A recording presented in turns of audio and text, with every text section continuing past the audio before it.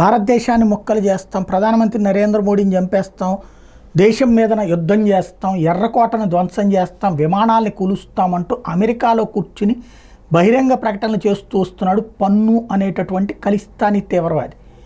వాడితో పాటు ఉన్నటువంటి మరికొన్ని ఖలిస్తానీ కుక్కలు కెనడా, ఆస్ట్రేలియా, బ్రిటన్లలో ఉంటే ఆస్ట్రేలియా ప్రభుత్వం వాళ్ళని ప్రోత్సహించడం ఆపింది.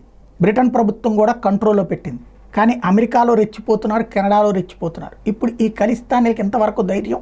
Deep state politics, Soros group కావచ్చు, బైడెన్ గ్రూప్ కావచ్చు, సిఐఏ కావచ్చు, వీళ్ళందరి సహకారం. ఇప్పుడు ఆ ఖలిస్తానీలకు ఒక వణుకు.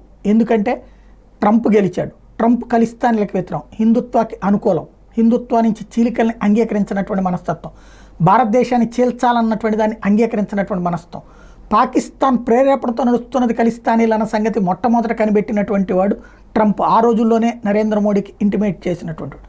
కాబట్టి ఇప్పుడు ఖలిస్తానీల ఉనికికి సమస్య వచ్చింది.